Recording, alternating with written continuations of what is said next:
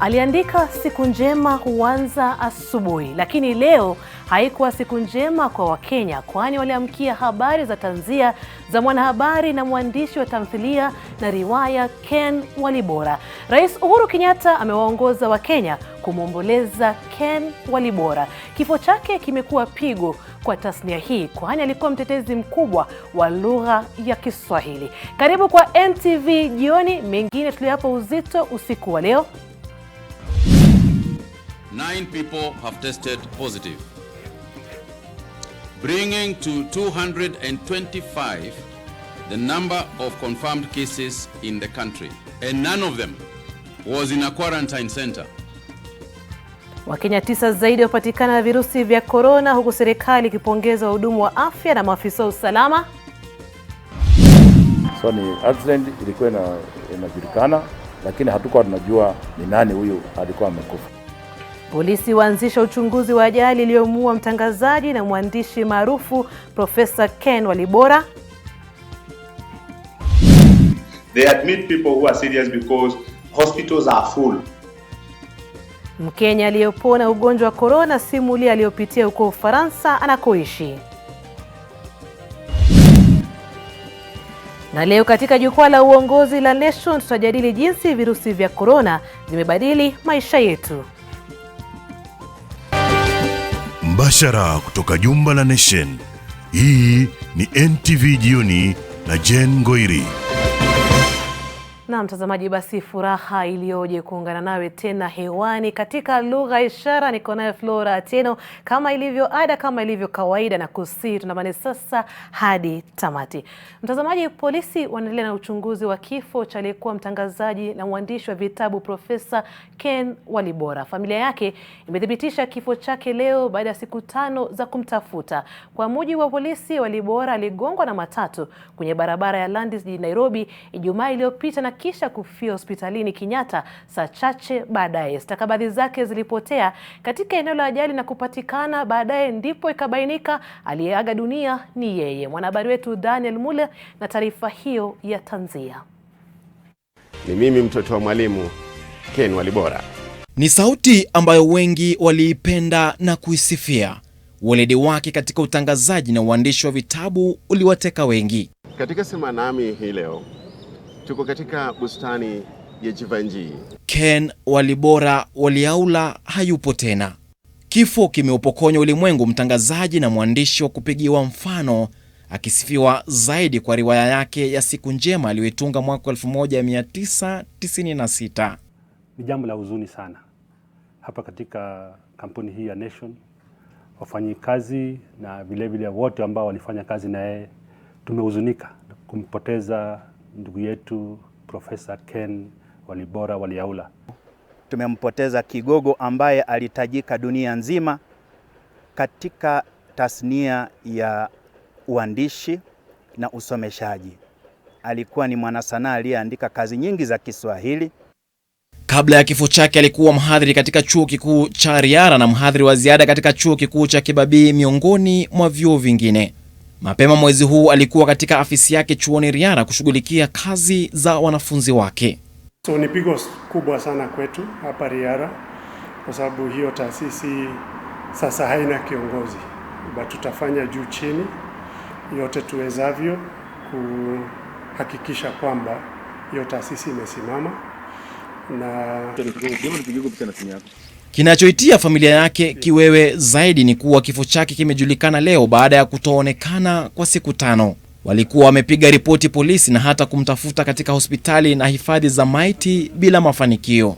Hapa ni katika barabara ya Landis katika mji wa Nairobi, na ni hapa alipogongwa na gari na kujeruhiwa vibaya Profesa Ken Walibora, na alikuwa anavuka kutoka upande huu wa soko la Muthuru akielekea upande huu wa barabara ambapo upo uwanja wa magari wa Machakos.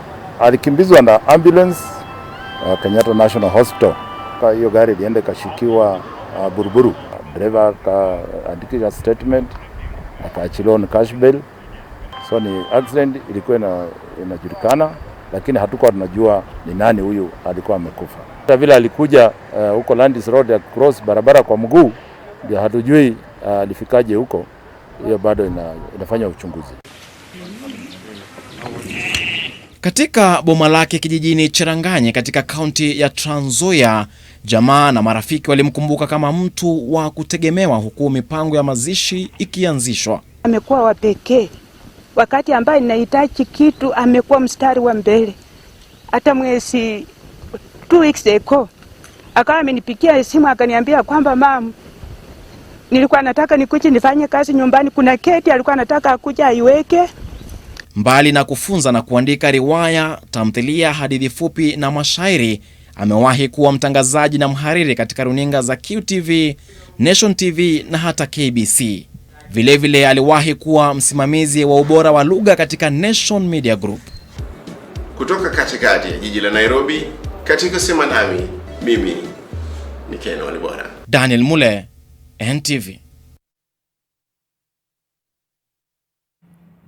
Na kutoka hapa kampuni ya Nation Media Group, bila shaka tunasema pole sana kwa familia ya Ken Walibora na Mwenyezi Mungu amlaze mahali pema peponi. Na basi leo katika NTV jioni tunakuuliza, je, unamkumbuka vipi mtangazaji na mwandishi Ken Walibora?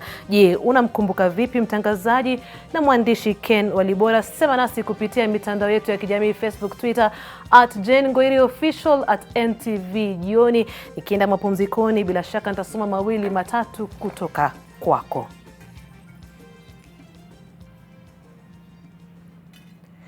Na mtazamaji, sasa tuangazie taarifa kuhusu janga la corona. Iwapo haujakuwa ukifuata maagizo serikali dhidi ya kupambana na maambukizi ya virusi vya corona, basi huenda umechangia katika maambukizi mapya. Waziri wa Afya Mutahi Kagwe amebaini kuwa watu 9 wapya walioripotiwa kuwa na maambukizi ni wa papa hapa Kenya, hawajatoka katika vituo vya karantini na hawana historia ya kusafiri. Ni taarifa inayoashiria kwamba huenda maambukizi zaidi yakagunduliwa baada ya shughuli ya kupimwa kwa halaiki kuanzishwa. Kennedy Mureithi na taarifa zaidi. Hofu ya Wakenya zaidi kupatikana na maambukizi ya virusi vya corona imeongezeka huku waziri wa Afya Mutahi Kagwe akitangaza visa 9 vipya. All the 9 cases are Kenyan nationals. And also, none of them has a history of travel, and none of them was in a quarantine center. These are people that we have tracked through contact tracing and also testing people who come to us because they are feeling unwell. Taarifa hiyo sasa imeweka wazi viwango vya maambukizi baina ya Wakenya. We are aware that the game changer in all this will be mass testing, isolating and treating. Kwa sasa, serikali inategemea shughuli ya kuwapima watu wengi kwa wakati mmoja iliyoanza Jumanne kubaini ukweli wa mambo, huku ikihofiwa idadi ya maambukizi itakuwa kubwa mno. We are aware that there are those looking at our figures and celebrating a bit too early. Let me send out a word of caution. We are not out of danger. Hadi leo, Kenya imetangaza maambukizi 225, vifo 10 na watu 53 waliopona COVID-19. A comparative review of the countries now being overrun by the virus shows that they were reporting similar figures as we are now. You will note that our 4.6% death rate is within the global range of 6.3%. Our figures should therefore not delude or deceive any of us into dropping the ball. Aidha, serikali inasema imeghadhabishwa na Wakenya ambao hawafuati taratibu zilizowekwa, huku ikisema wanachangia pakubwa katika ongezeko la maambukizi. We are deeply perturbed to see a section of Kenyans who are not cooperating with the police. This is akin to inviting anarchy. Serikali hata hivyo inasema huenda tukapona na visa vyetu visifikie mataifa mengine. The more you test, the more you are likely to create quarantine facilities and isolation facilities. If we do that, then we have a projection where then the growth in the numbers will not be the growth that we have seen in other countries. Aidha, mwezi mmoja ujao utatoa taswira kamili ya iwapo Kenya inapambana vilivyo na virusi hivi, huku serikali ikiwataka Wakenya kutosherehekea mapema na kuweka juhudi za kupambana na virusi hivi mara moja. Kennedy Mureithi, NTV katika kaunti ya Nairobi. Shukran sana Kennedy Mureithi. Mtazamaji, kaunti ya Mombasa bado inaongoza pwani ya Kenya na visa vya maambukizi ya virusi vya corona baada ya watu 4 zaidi kupatikana na virusi. Kevin Mutai aliyeko Mombasa pia anatuarifu kwamba Inspekta Mkuu wa Polisi Hilary Mutyambai ambaye yuko ziarani pwani amewataka polisi kuwachukulia hatua watu wanaokiuka agizo la kufunika pua na mdomo.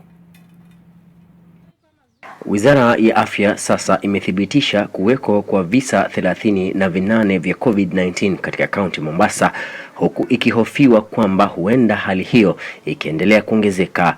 Watu 4 waliopatikana leo Mombasa hawakuwa kwenye karantini, ila tu ni watu walioenda hospitali baada ya kuhisi maumivu. Kilifi ina watu 10 ambao wameambukizwa, huku kaunti ya Kwale ikiwa na kisa kimoja tu. The game changer in all this will be mass testing, isolating and treating.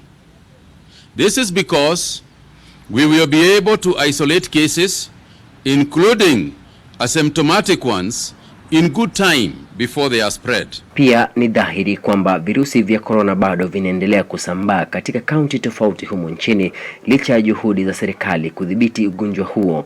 Baraza la magavana sasa linasema kuna vifaa tofauti katika maeneo ambayo yametengewa wagonjwa wa corona katika kaunti zote 47, vikiwemo zaidi ya vitanda 3,000 pamoja na wauguzi.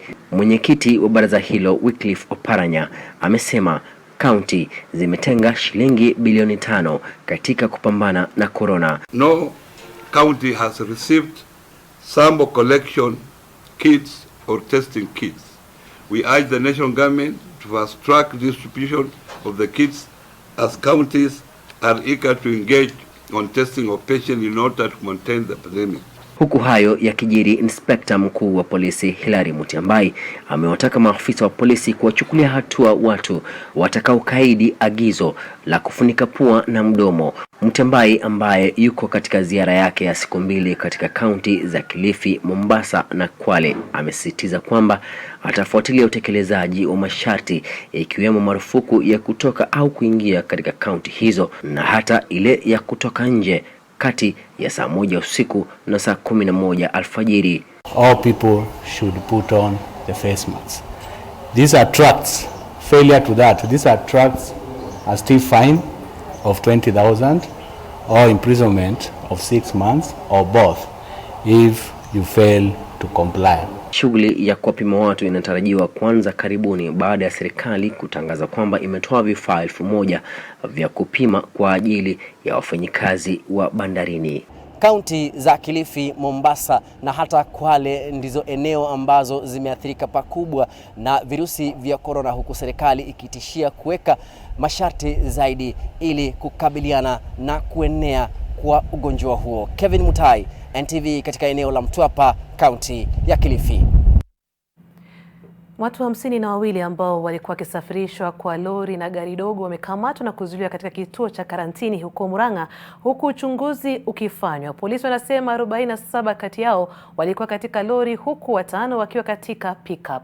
Naibu kamishna wa Murang'a Kusini Mawira Magania anasema mmiliki wa shamba ambalo watu hao ni wafanyakazi anatafutwa na atashtakiwa kwa kuhatarisha maisha yao wakati huu wa janga la virusi vya corona. Magania amesema kwamba jamaa hao walivunja sheria ya afya umma na wao pia watafikishwa mahakamani. Aidha, serikali imesema kwamba waliopelekwa karantini watagharamia malazi na chakula katika shule ya upili ya wasichana ya Chania kwa siku 14 zijazo.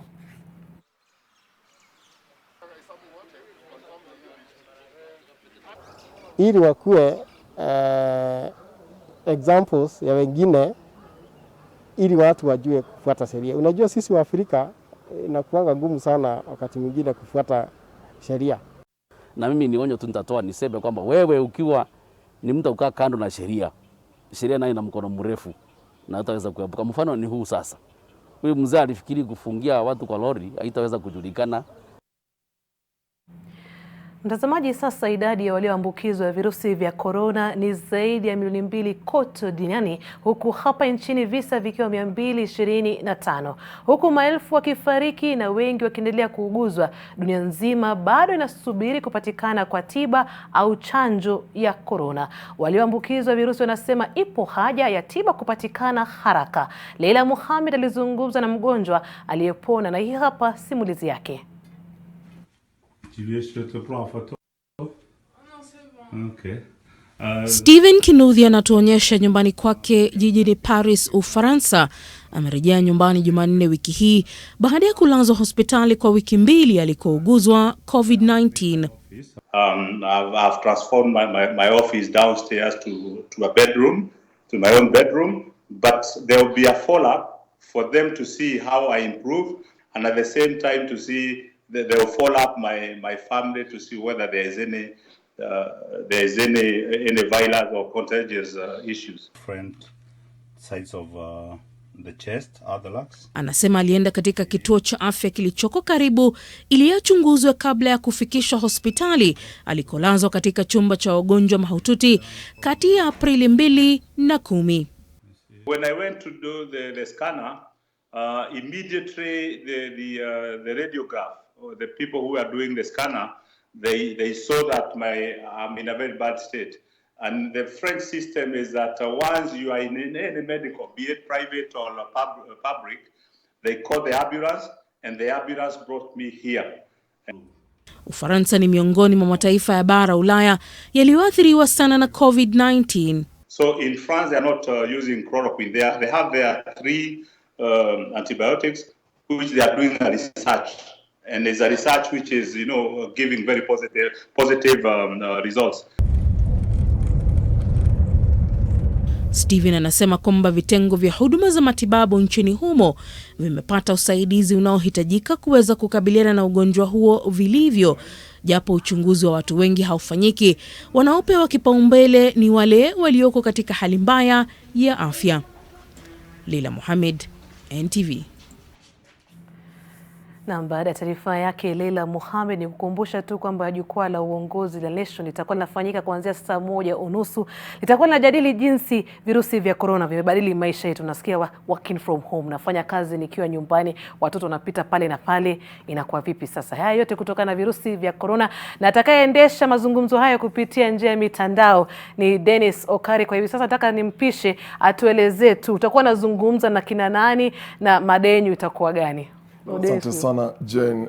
As you know, life has really changed because of coronavirus. And tonight, I will have a candid discussion with a panel representing the government, the private sector, emergency responders, the UN, and representing the family unit. And all that will come up right after NTV Journey, most definitely. And the hashtag to follow this discussion is at NMG Leadership Forum. Jane. Na mmesikia hapo Dennis akisema hashtag ni NMG Leadership Forum. Anza kusema nasi, tuelezee jinsi virusi vya corona vimebadili maisha yako, pia na changia katika mazungumzo ambayo yataendeshwa na Dennis Okari kupitia mitandao ya kijamii. Kwa sasa naeleza kwamba ni muda wa kupata matangazo ya kibiashara, lakini kapu letu la NTV jioni bado halijakauka.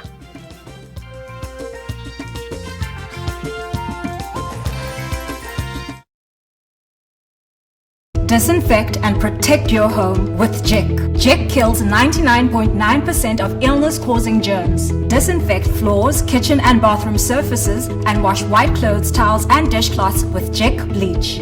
Just Jik it.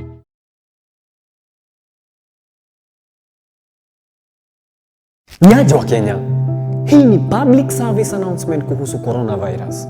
The Ministry of Health advises all returnees from abroad to self-quarantine for at least 14 days, whether they feel well or unwell. Wash your hands regularly following the 8 steps of hand washing. Wet hands with warm water. Apply a small amount of soap. Rub palms together. Rub fingers and thumbs and the bits in between. Rub nails on palms. Rub the back of each hand. Rinse with clean running water and dry thoroughly with a clean, dry towel. Furthermore, it is advisable to cover your mouth and nose adequately when sneezing or coughing and immediately dispose of the tissue in a dustbin. Please do not use handkerchiefs if you can avoid it. If disposable tissue is unavailable, cough into your elbow. Try and avoid close contact with anyone showing signs of a respiratory illness, such as coughing or sneezing. Before you share any coronavirus information on social media, please verify it with Ministry of Health to avoid panic and alarm among your fellow Kenyans. Je, maumivu ya kichwa na kukosesha amani?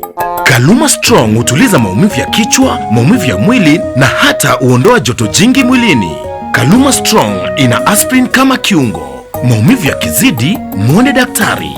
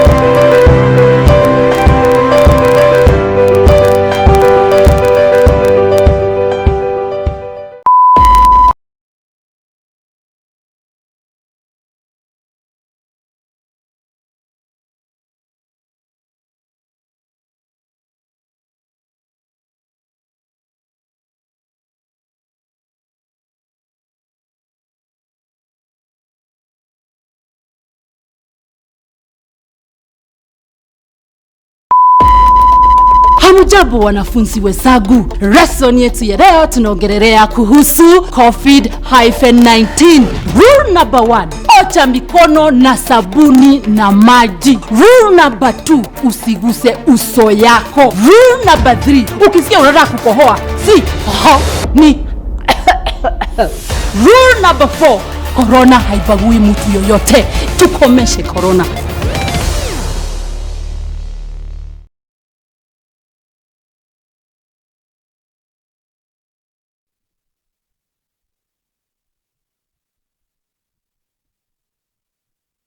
Kapu la biashara limeletwa kwako na KCB Internet Banking.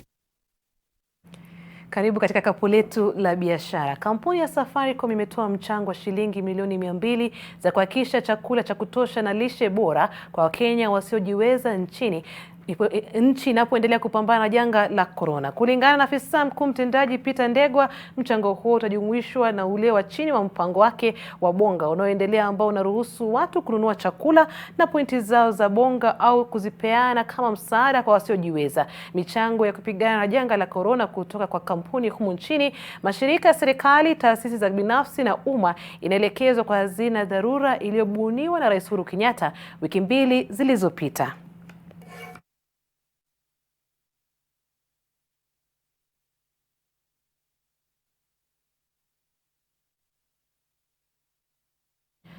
Na janga la COVID-19 huenda likafanya ukuaji wa uchumi wa Kenya uliokuwa 5.6% mwaka jana ukapungua hadi 1% mwaka huu. Hii ni kulingana na ripoti ya shirika la fedha duniani IMF inayoonyesha kwamba huenda Kenya ikaathiriwa zaidi na janga hilo katika eneo la Afrika Mashariki. Kulingana na mtaalamu mkuu wa uchumi mkuu wa IMF, changamoto kuu kwa nchi kama Kenya ni kupanga mikakati inayofaa kukabiliana na athari za corona. This is a crisis like no other, which means there is substantial uncertainty about the impact it will have on people's lives and livelihoods. A lot will depend on the epidemiology of the virus, the effectiveness of containment measures, and the development of therapeutics and vaccines, variables which are very hard to predict. In addition, many countries face multiple crises: a health crisis, a financial crisis, a collapse in commodity prices, especially for commodity exporters, and all of this interact in complex ways. Now, policymakers are responding in an unprecedented manner by helping households, firms, and financial markets. However, there is still considerable uncertainty about what the economic landscape will look like when we emerge from this lockdown. Kapu la biashara limeletwa kwako na KCB Internet Banking. We can always talk about your account, online, whenever you like. Register at your nearest branch for KCB Internet Banking today. Katika taarifa nyingine ni kwamba visa vya watu kuumwa na nyoka katika kaunti ya Baringo vinaongezeka huku baadhi wakipoteza maisha. Takwimu za shirika la afya duniani zinaonyesha watu milioni 5.4 wamepoteza maisha duniani huku Kenya ikiwa na visa 1000. Katika kaunti ya Baringo watoto 6 wamelazwa katika hospitali ya rufaa ya kaunti hiyo. Mwanahabari wetu Ken Ruto anaarifu zaidi. Katika wadi moja ya hospitali ya rufaa katika kaunti ya Baringo, watoto 6 kutoka maeneo tofauti wanaendelea kupokea matibabu baada ya kuumwa na nyoka. Han Washira anaeleza jinsi mjukue aliumwa usiku wa manane.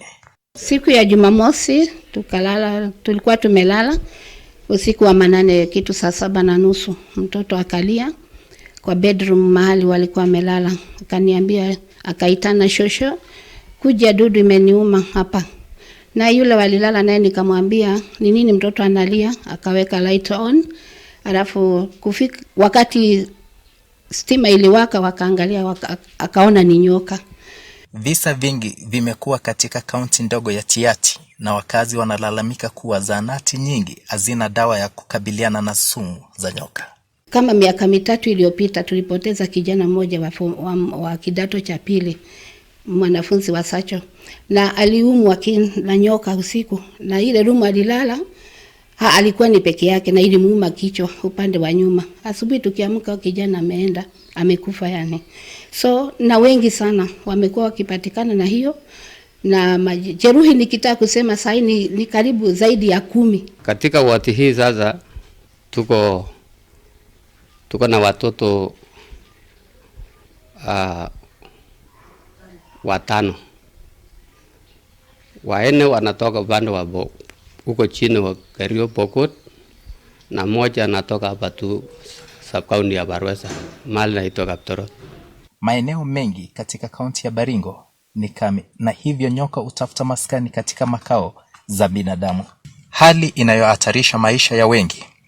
Hata hivyo, daktari mkuu katika kaunti amewahakikishia kuwa kaunti iko mbioni kuhakikisha hakuna anayepoteza maisha baada ya kuumwa na nyoka. Nikiripotia NTV kutoka kaunti ya Baringo, jina langu ni Ken Ruto.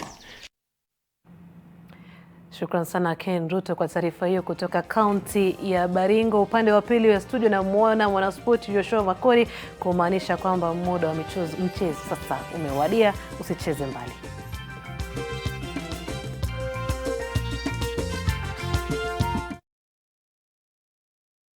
Niaje wa Kenya, hii ni public service announcement kuhusu coronavirus.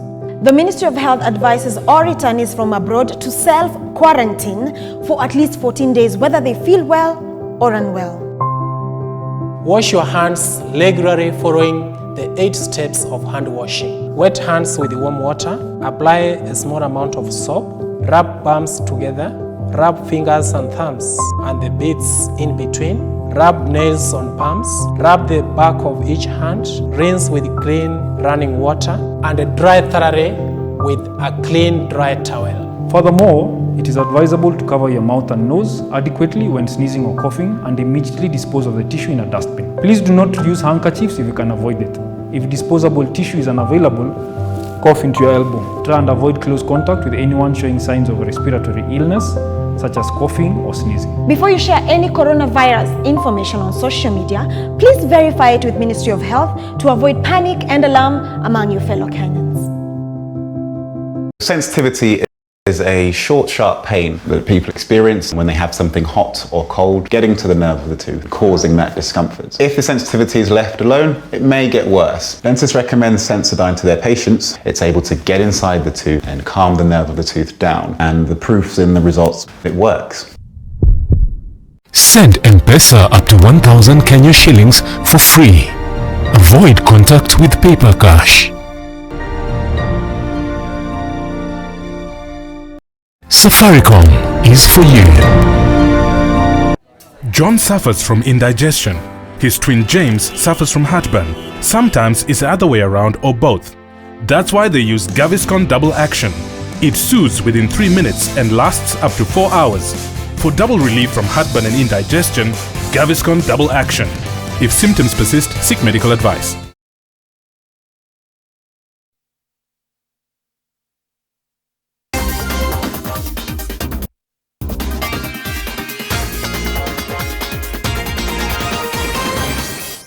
Huo mdundo na sheria dhahiri ashiri kwamba ni wakati wa kudunda viwanjani sasa haraka upesi. Wananiita Yoshua Makori. Kampuni ya kamari ya Mozart Bet imenunua vifaa vya thamani ya shilingi milioni 10 katika juhudi za kupambana na janga la homa ya corona katika kaunti 10 tofauti. Kila kaunti itapokea vifaa vya thamani ya shilingi milioni 1.